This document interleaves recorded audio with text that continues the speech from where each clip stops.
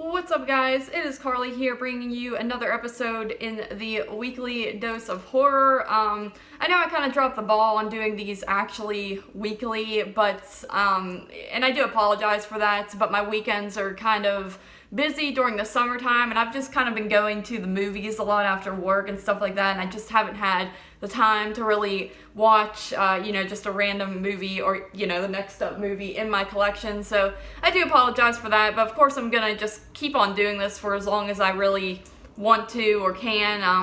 As long as my YouTube channel is alive, I'll probably just keep on doing this because I do enjoy rewatching these movies in my collection and doing these reviews for you guys. So with that being said, we are on to the next film, and there was actually a film before this one that I went ahead and skipped because I already did a review on the Body Bags horror review channel, if you guys are familiar with that, and I just felt like there was kind of no point in doing another video review of the movie since one already exists with me. So if you want to check that out, it is on Body Bags. I forget which week it was, but definitely from several months ago since I don't really do that channel anymore at all. So, and that movie was Anatomy, by the way, but from the year 2000, but like I said, if you want to check that out, it is on that other channel. So enough rambling, let's get into this review.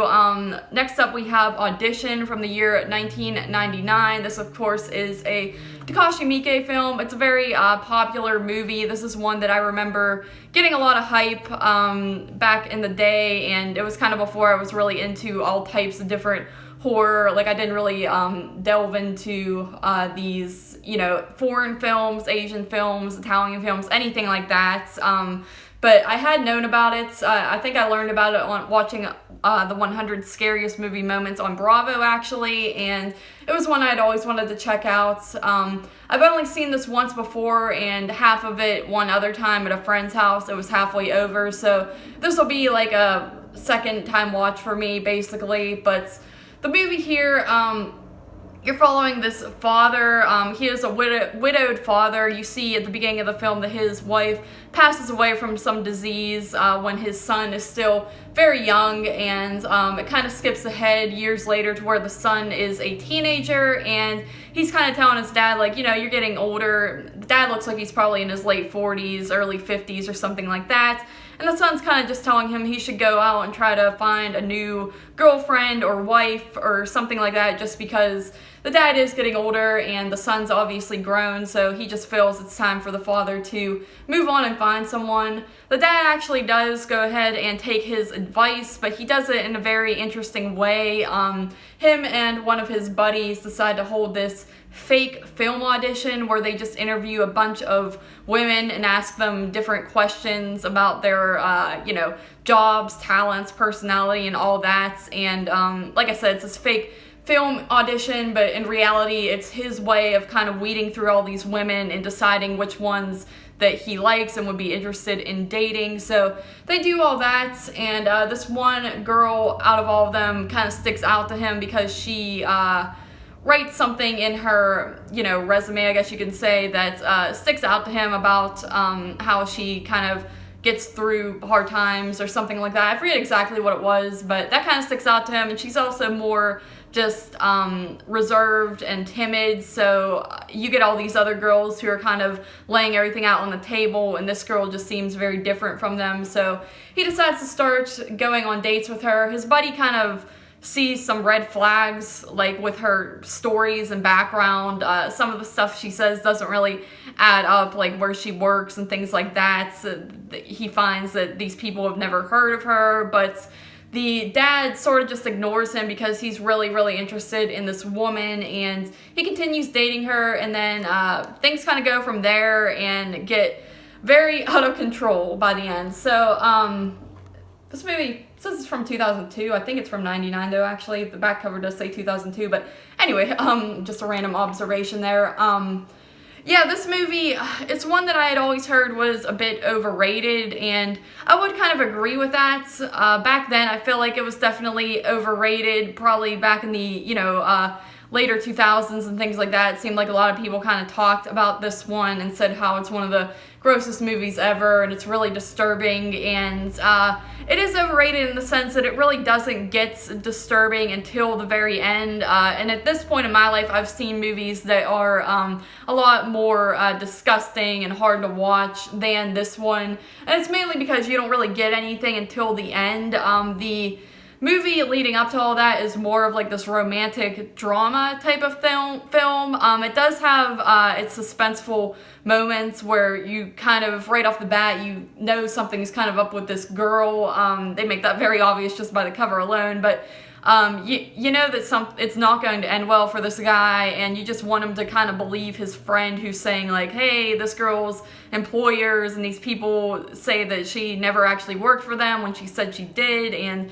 different things like that. And just her personality in general is, you know, she's just kind of a shy girl, which there's nothing wrong with that, but she just, the way she says things and the way she is, just kind of shows you that she is probably has some mental things going on to where things are going to take a turn for the worse. You also get this really creepy scene where she's kind of waiting for the guy to call her. It's been a few days and he doesn't want to be clingy or anything like that, but you see this girl is just patiently waiting for this guy to call for what seems like days and days, and it's just very creepy and unsettling how someone could be completely obsessed with a person like that. And you know, so you do get some creepy moments like that. Now, you know, it might sound like that's a negative, but I actually really enjoy the lead up in this movie. I just enjoy watching this relationship kind of build, and I guess you could say the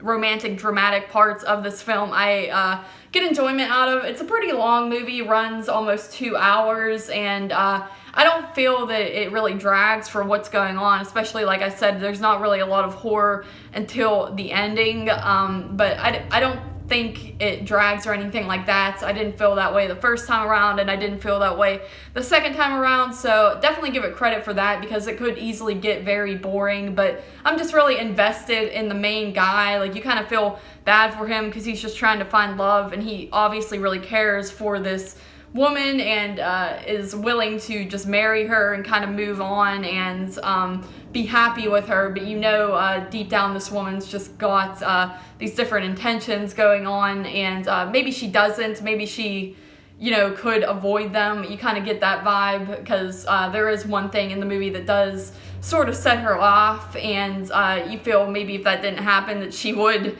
be kind of normal, but obviously she is mentally just unstable in general.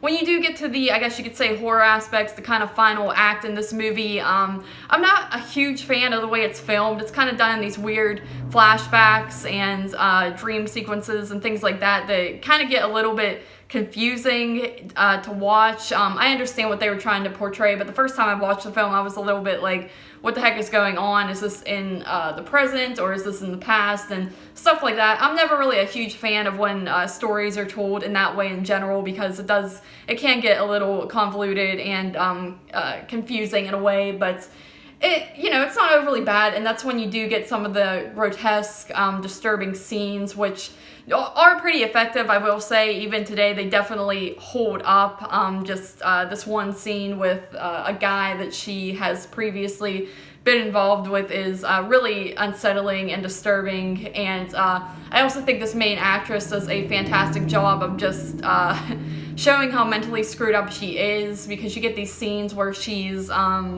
basically torturing a guy, and she always has a smile on her face, like she really just enjoys doing it, and she has no remorse or anything like that, and she just has that really sweet, like I said, innocent look to her, and it's very disturbing to see her do these acts, and you could tell that she just genuinely enjoys what she's doing. So I do enjoy it for that as well. I think everything is pretty solid. So overall, Audition, I think it's a very solid watch. It does have rewatchability, honestly. Probably not something you would watch every year or anything like that, but every few years, you know, I wouldn't mind checking this one back out. Unfortunately, I bought this off of like Second Spin or Go Hasting or something like that, and it was in really shit condition when I got it. I actually have the whole cover taped on because all the plastic like wasn't on it, but that's what I get for buying a DVD for like $2, I guess. But anyway, Audition.